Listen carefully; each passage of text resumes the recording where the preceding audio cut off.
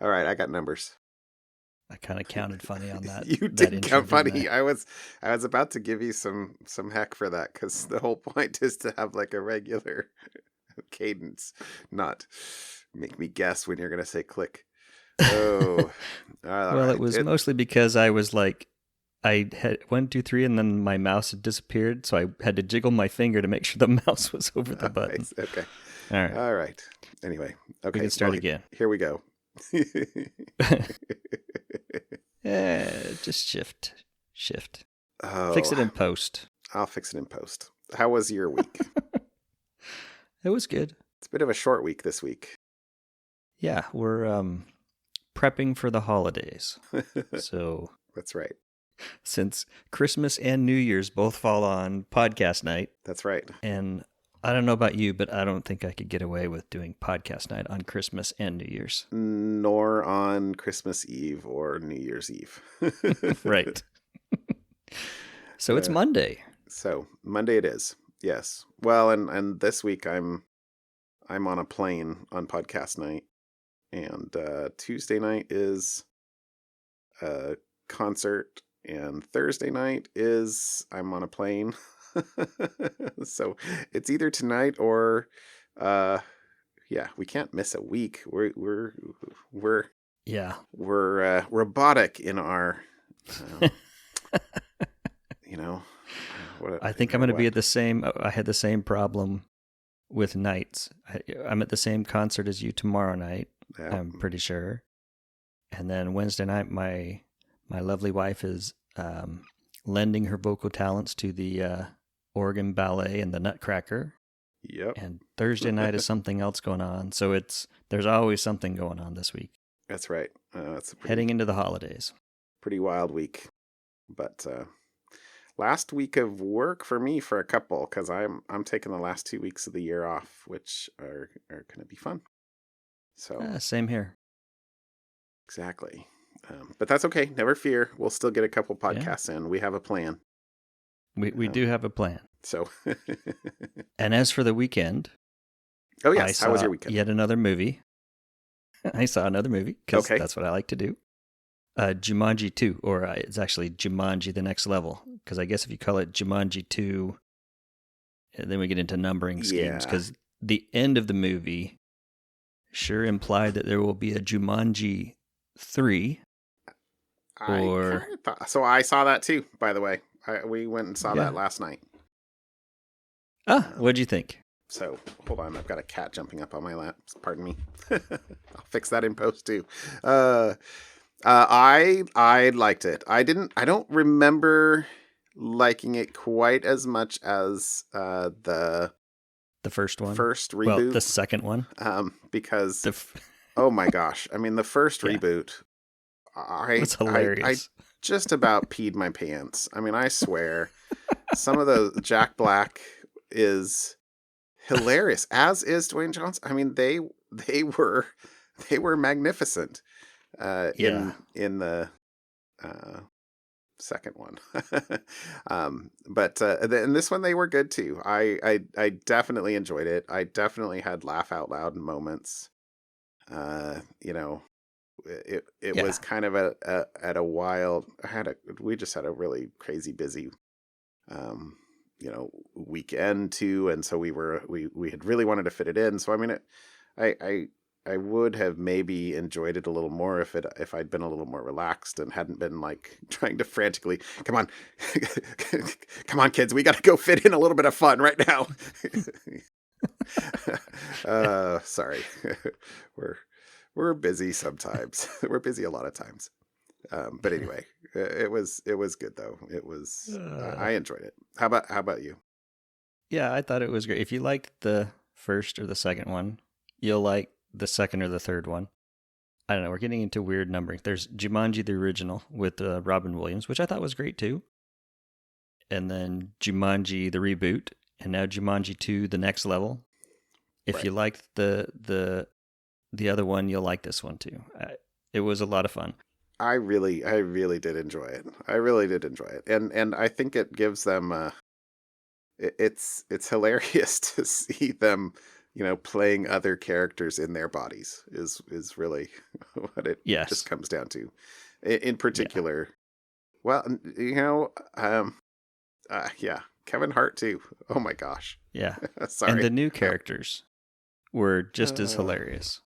Yeah, they were good. So, anyways. Yeah. So it was good. And I've been meaning to ask, how goes the Mead production? Ooh. I did actually. I checked on it this morning. I was doing something else, but I happened to be there, and so I was looking at it. And I think it is ready. I mean, according to the math, I was supposed to let it go for 6 weeks. It's been 6 weeks as of December 15th, I think.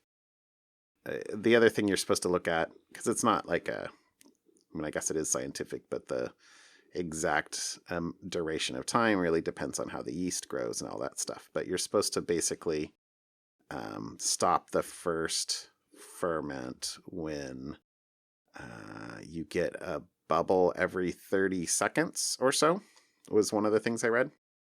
And so I stared at the bubble valve for a bit. I didn't time it, but I was like, okay, I can see it. It's okay. There's a bubble. and then, so, it has definitely slowed way down. I think I'm probably, if I can, this coming weekend, I will put them in you siphon it out to get the, I've forgotten the word for all of the sort of the dead yeast that falls down to the bottom of the, flocculation. I think that's the word. Anyway, I think on to phase 2.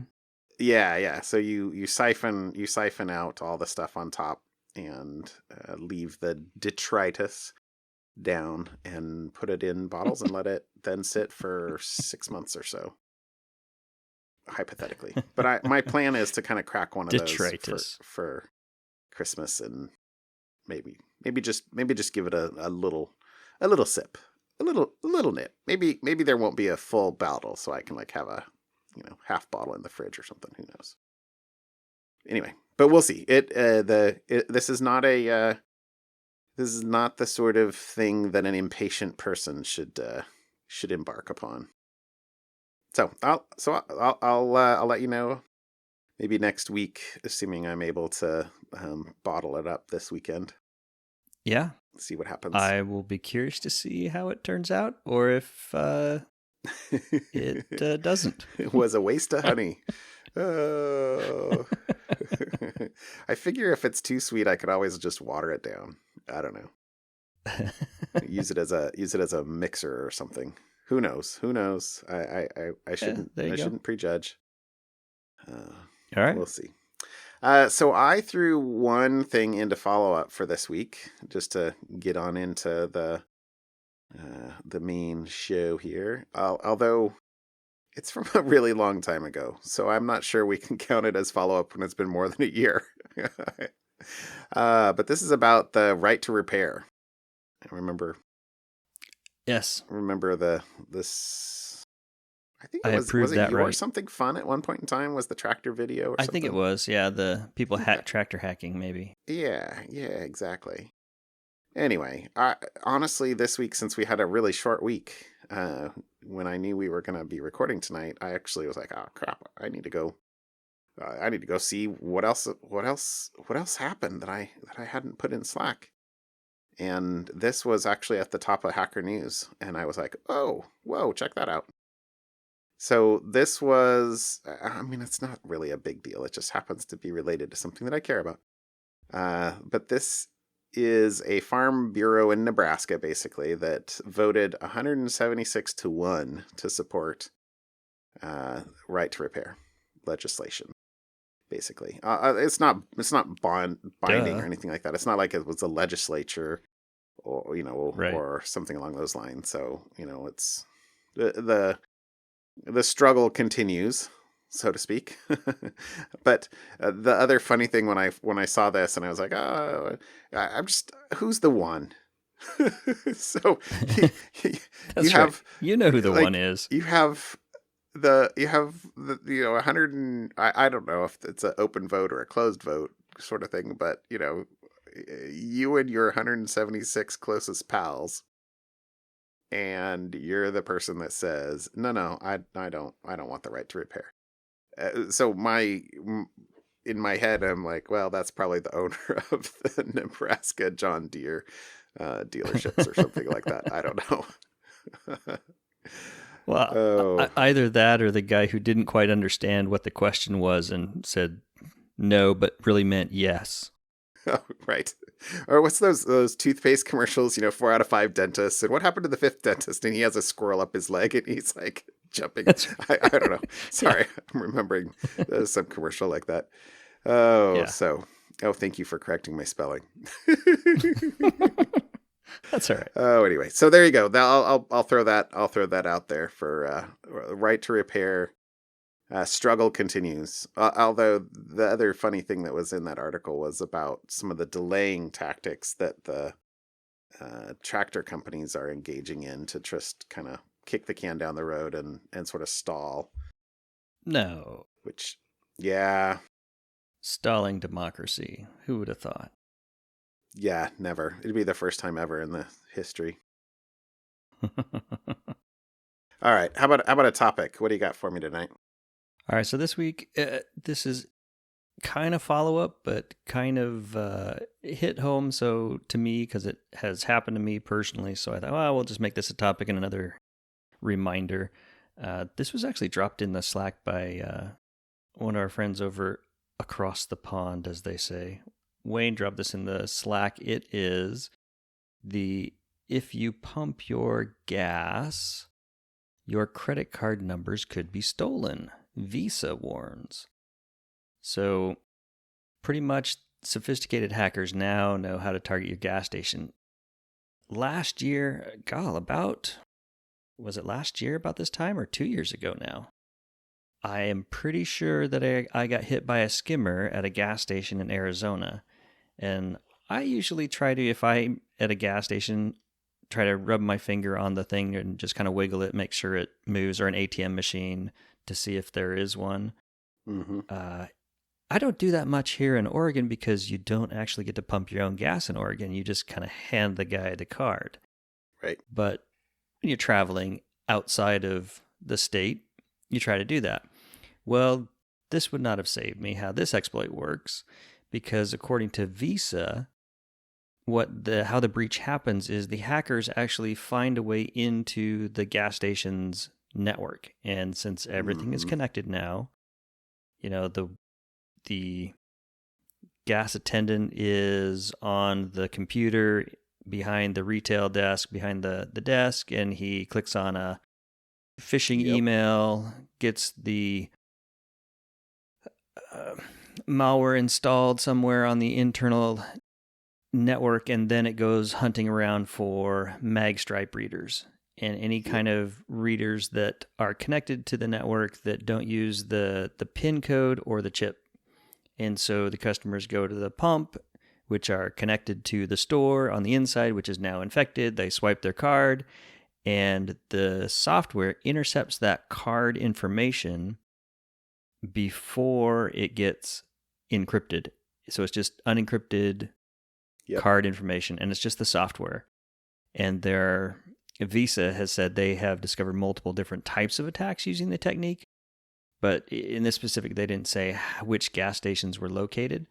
But the problem with this one is, as a customer, there's nothing you can do to stop it. So there's not, a facade in front of the reader that you can jiggle and see if it pops off before you slide your card in. It's a perfectly valid reader. You swipe your card. And if you're not using the chip or the PIN part of it, you're just using the magnetic stripe, has no security, and your credit card is now in the hands of attackers to sell on the dark web. Just a reminder that even if you do all the right things, your card can be stolen. So some of the things I do to try to help mitigate that is my bank and my credit cards that I use. You can sign up, and mine will send me a text message anytime a charge happens and where it happens. So It's a little annoying, especially in the holiday season when you're buying lots of stuff for gifts and whatnot. Yep. But I at least can see everything. And unfortunately, my wife doesn't like it at this time of year either, because I go, hey, what did you just spend X amount of dollars I on? was going to say the same thing. So, did you just buy something else at Amazon? What'd you do there? Actually, the worst though for me is I have to make sure that all my devices I'm watching my devices, because my kids will like grab my iPad and be using it, and then Amazon will say, "Hey, your X is being delivered, today," or something along those lines, and I'm like, most of those messages actually say what is being delivered. So somewhere, somehow, I had turned this off, but now it's turned on.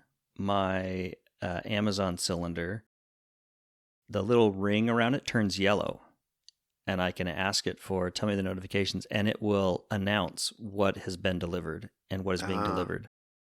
And so I saw that today, the yellow ring, and I'm like, oh, I got to remember to go turn that off. But you have to ask it it won't clear itself unless you ask it to tell you the notifications. And today when it did, it said, during the holiday season, we will not announce what was shipped, just that a package has arrived. Oh. I'm like, oh, well, there you go. That's very nice of you, That doesn't seem to be the case on my phone. No. They assume your phone is this is the equivalent of the kids going into the closet and shaking the packages. Now they can go to the device and say, what was shipped? Anyway, show me my order history. Yeah. Well, so I guess we sidetracked there, but yeah. We did sidetrack a little bit, but I feel like this is a bit of, Visa is throwing shade on the gas stations a bit. Right. In that, they're not using chips yet. Because remember, the gas stations got like a 3-year extension from having to implement the chips. Right. And the liability stuff. Yeah, exactly. So Visa and MasterCard and the credit card companies are still owning the liability until sometime in 2020. I was actually just trying to look that up again. Here it was. Given our discussions with merchants, clients, and partners, Visa has decided to delay the U.S. domestic AFDEMV activation date from October 1, 2017 to October 1, 2020. The EMV liability shift at ATMs will not change. Blah, blah, blah. So, AFD stands for automatic fuel dispensing. And what does EMV stand for? I don't remember. And I don't see it saying it here. But so, this is certainly, hold on, there was another quote in here. I don't have a date on this article. It's actually on Visa's website. But it says they were seeing a 43% reduction of counterfeit fraud at chip-enabled merchants. So basically, gas stations is one of the last places for the chips to be rolled out in. Visa's still owning, or the card companies in general, are still owning the fraud for those and haven't transferred that to the, the retail joints yet. And so they're basically pointing the finger at these joints as being, less secure and more easily able to be hacked, and et cetera, et cetera. Yeah, amping up the pressure a little bit. Probably all true, but Visa's got multiple multiple skins in that game, so to speak. All right. Well, should we move on to? I see you put down 2 topics. I do. I refuse. You cannot limit me to one thing. I refuse. Okay, my first one is not actually a recent thing, but I thought it was cool. So this is hacking GitHub with Unicode dotless I. So this was just kind of a fun thing, and this I also got when I was kind of browsing, trolling for, oh gosh, what am I going to talk about tonight? I saw this, and this is due to a collision of uppercase versus lowercase, where basically two lowercase, if you lowercase two different code points in Unicode, you can map to the same lowercase point. So there's a link in, right? Whoa. Okay. All right. Sorry. Continue. Are you looking at the article? No, I am. Yes. So I'll try not to scroll forever. Well, don't look at the lower one yet. So the which I could see your cursor in Google Notes. I could see what link you clicked.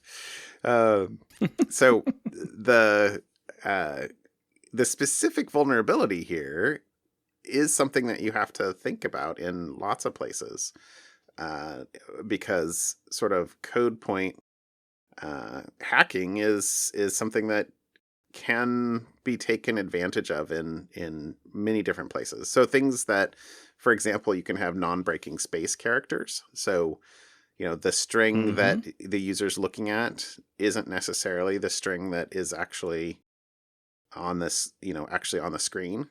Because there are Unicode characters that are, left to right instead of right to left. And so, you can think you're clicking on something that has a .jpg extension, but in reality, it's a .exe, for example, that kind of thing.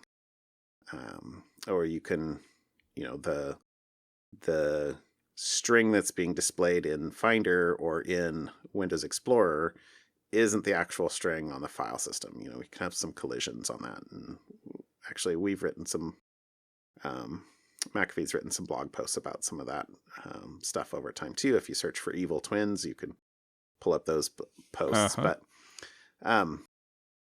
the specific example of this vulnerability in this case was a GitHub password reset email vulnerability, in that basically you could say, oh, I forgot my password. Well, what's your email address? Here's my email address. It would then check to see if that email address existed by doing a to lower on what was given, because which seems like a perfectly reasonable thing to do. You might think, but often these sorts of things particularly happen when there are two code paths and you do different things on the different code paths, right? So in this case, they do a to lower to see if that account exists, and say, oh, yep, it does exist. Let me generate an account recovery token, and then let me email that. But the email goes out to the non-to lowered. Right, exactly. Email address that was actually typed in by the attacker. In which case, I get emailed an account recovery for your account, so I can click on the, this token's good, or this link's good for 30 minutes or 24 hours or whatever it is. Right. I click on that, give you a new password. Now I've hijacked your account, right? Nice. So, if you had done a to lower on both threads of that, then I would have gotten an email that said, here's an account recovery token. And I might have been like, well, what? Which, if my email obviously if your email account's actually compromised, which is why you should have strong security on your email account, then two-factor users could, ding. Where's the bell? Yeah, where's the bell for that? That's funny. Anyway, so in this case, GitHub was calling to lower to see if they had an email address, in their database of users, found it, created a reset token, but sent it out. So that's just an example of why strings are.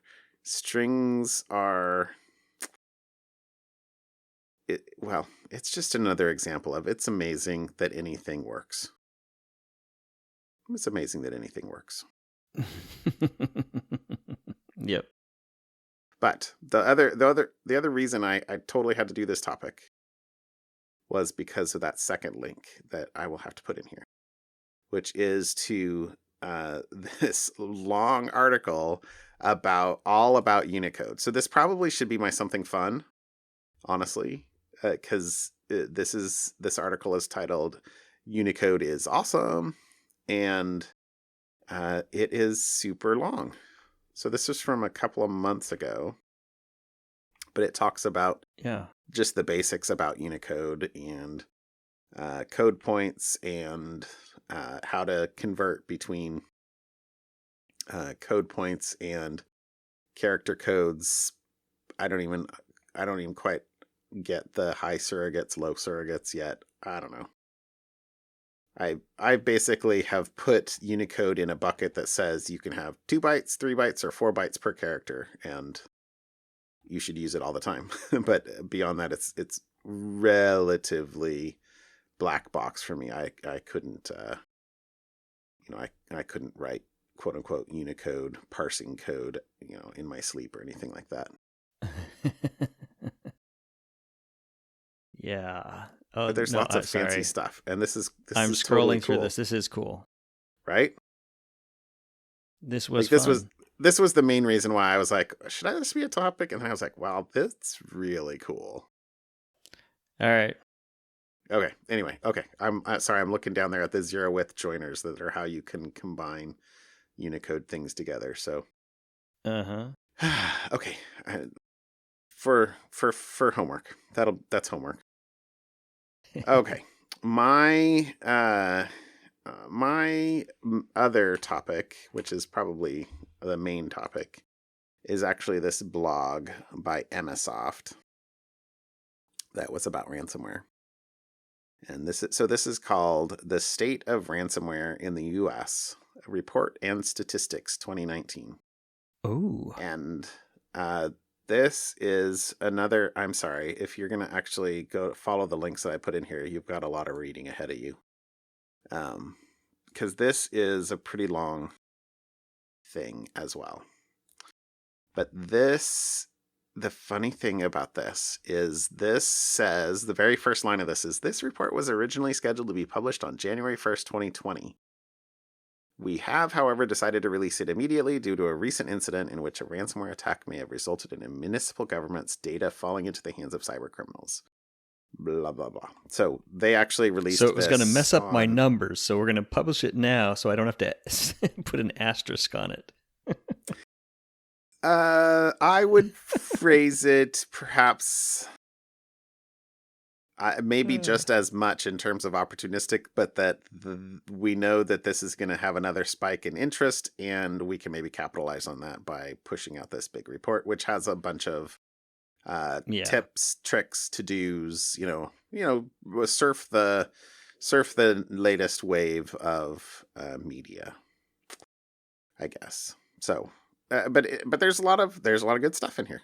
So, there's a lot of good stuff. I pulled a bunch of stuff out. I'm not quite sure if I can hit all this in a cohesive and coherent manner, but here's a couple of things. And this actually, I came across this article. I think it was linked by Raj Samani, but I was looking at his Twitter feed because I swore that I remembered him saying, I had another link that was going to be my topic, and I swore that I remembered something from Raj with a link to a study that said what percentage of time people who pay the ransom are able to actually recover the files.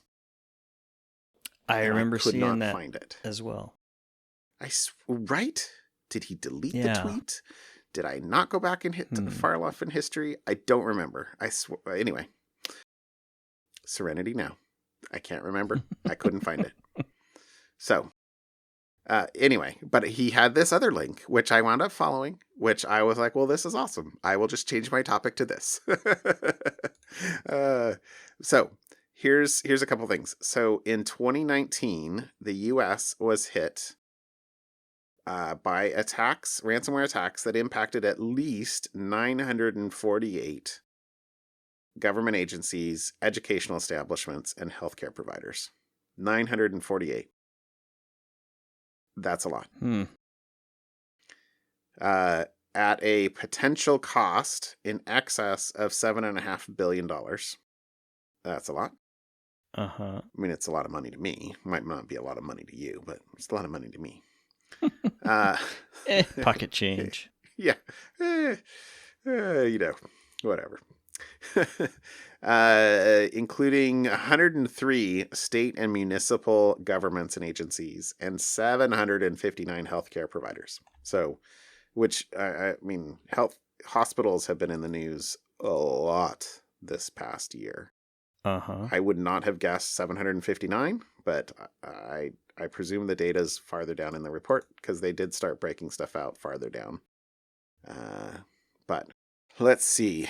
So I pulled out a couple of other things here. This is quite long, and I thought quite well written, to be honest.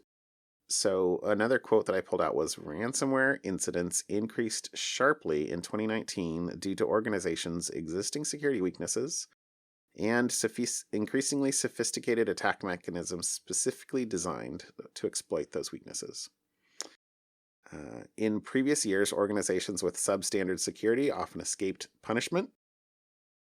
In 2019, far more were made to pay the price, both figuratively and literally, which is completely true. I mean, we're seeing the ability to target more sophisticated organizations, at least anecdotally for me, at least this year. It was less about individual workstations and more about overall organizations, right? You're not looking for the $600 in Bitcoin from your grandmother. You're looking for the 3.5 million in Bitcoin from a city, something along those lines, right? Mm-hmm. Saw that over and over this year. The second thing that I really pulled out here was this is such a hard...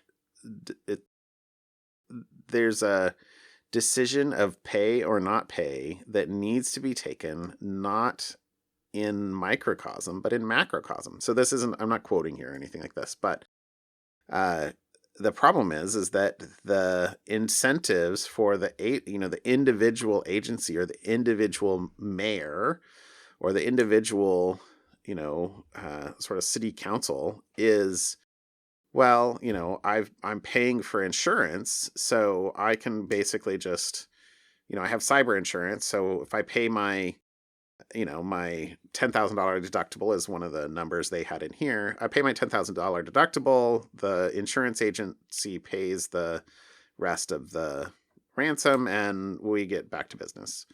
But the problem is that sets up the exact incentive that you don't want to have set up, right? I mean, the whole point is, or the reason why the U.S., at least hypothetically, doesn't negotiate with terrorists is that it causes terrorists to know that they can be negotiated for and that they will make money or make whatever concessions they want, or they'll get whatever concessions they're asking for.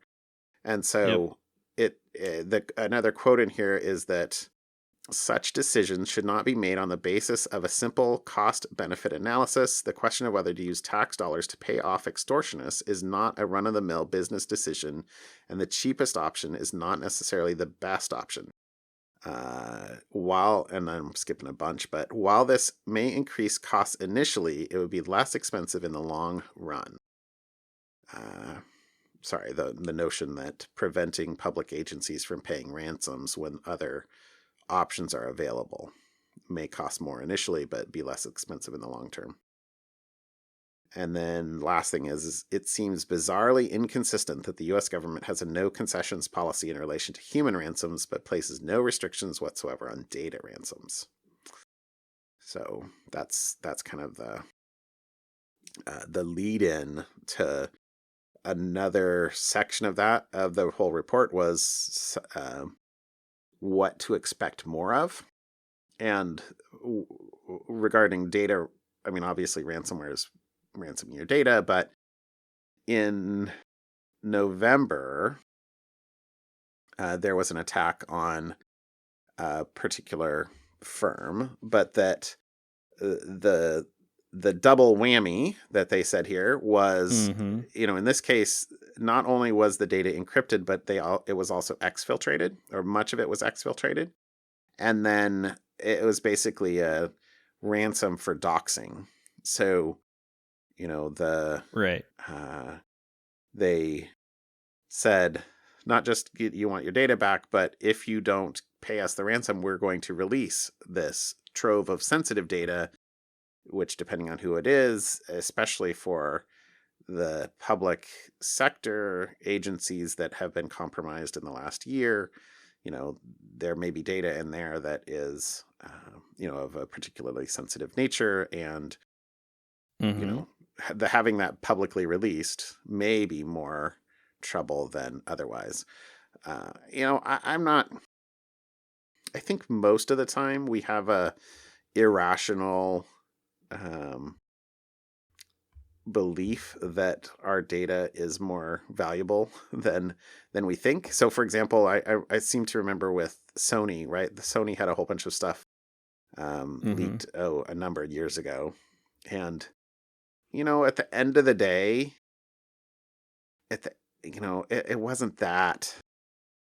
He says, not having worked at Sony or for but at the end of the day, Right. the movie still got released. The actors still got paid. The you know movie still did well. I don't know what the actual net result of that was, but that being said, there certainly is a lot of data that would companies would, I'm sure, pay a lot to keep it private. So having or an expectation or a prediction that we see more of that, I think, is a pretty safe one, to be honest. So anyway, that was another long article, and I thought was a really good link, though. So Mm-hmm. check it out. Yeah, I think that makes sense that if you're not getting what you want with the simple, we'll give you an encryption key if you pay us money, holding that type of thing over someone's head with the, not only will we not give you need the encryption key, otherwise we will also do something much more embarrassing. It's social engineering at a company level. Exfiltrating that much, a lot of data is a lot more work than just encrypting in place, and just transferring out an encryption key. Right. But might be worth it for the bad Hey. actors. All right. How about something fun? What do you got for me fun tonight? Well, I don't really have something fun. It's under the something fun heading. Okay.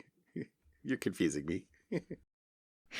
But sorry. So I stumbled across this one and I have a hard time calling this fun. But from a scientific interest, I thought it would be interesting. So the website is Oh. Nuclear Secrecy, and basically it provides a Nukemap.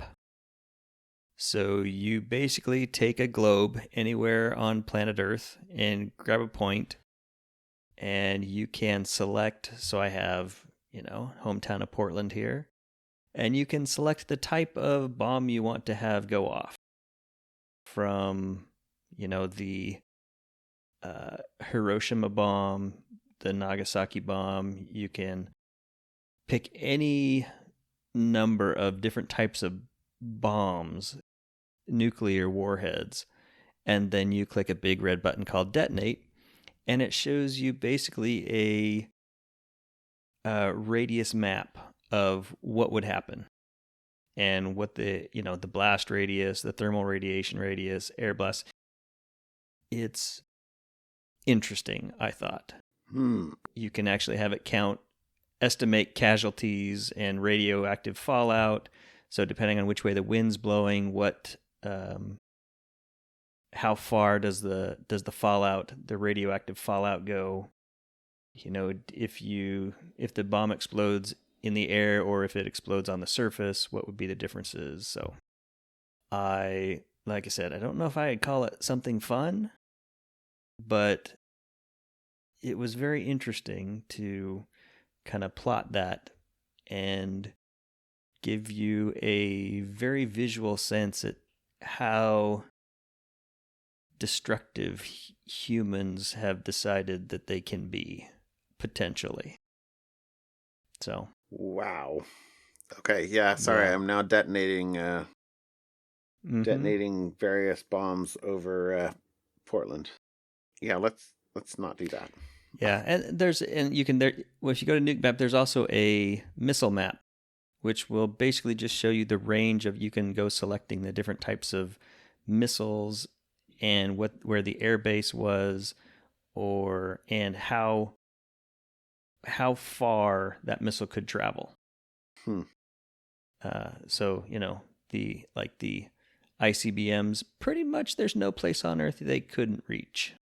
Yeah. So depending on where you're Yeah. at. Anyways, those were my Yikes. not fun. Okay. Yeah, that's not fun.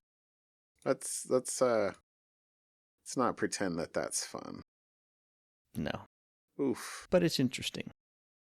Okay, well, I'm going to do something that's more fun than that. I didn't actually think I had a great fun thing, but you're making the comparison easy this week. So, did you click on my link? I did. My link is Kotlin versus Java. Go Kotlin. Kotlin. Now you correct me if I'm wrong, because I'm not really in this world. But Kotlin is the language that Google is trying to putting as primary for Android, right? So Kotlin was actually created and built by JetBrains, the guys who wrote the IntelliJ IDEA, right? And so they're pushing it as an alternative to Java. And I think you're right that Android has picked up on Kotlin as an alternative to the Android version of Java, but I don't remember. I honestly don't know. I know that Android Studio supports it because Android Studio is now based on IntelliJ IDEA. I would swear that. Okay, here. I found it. Thank you, Google. This was Android's commitment to Kotlin, 6th of December, 2019. Which was when we announced Kotlin as a supported language for Android, there was a tremendous amount of excitement. Today, we're proud to say nearly 60% of the top 1,000 Android apps contain Kotlin code. So I guess that would be my math skills are amazing. 600. So blah blah blah. During this year's I/O, we announced that Android development will be Kotlin first. I don't quite know what that means by Android development will be Kotlin first. So, I don't quite know. So I will throw this. Okay. I will throw this second link into the notes so that people can see this too. Although now I got to go back because I kind of got distracted off of what is cool about my something fun. So Kotlin versus Java.com is it's a nice simple page, but that has just a bunch of examples of, what does a function in Java look like? What does a function in Kotlin look like? What are variable declarations? And the way that they laid it out, I thought was really cool, because there's kind of a exact comparison of this is what this particular mechanic looks like in Java. This is what it looks like in Kotlin. And a lot of them are, approximately the same, right? Variable declaration is pretty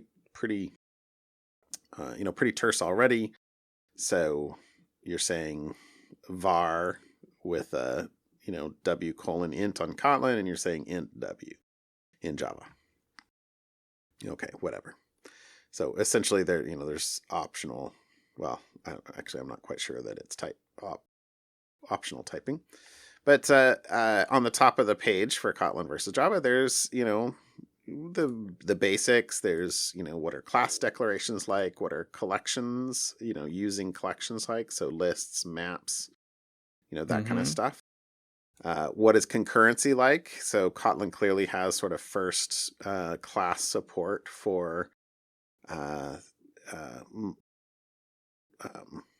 like suspended actions for async.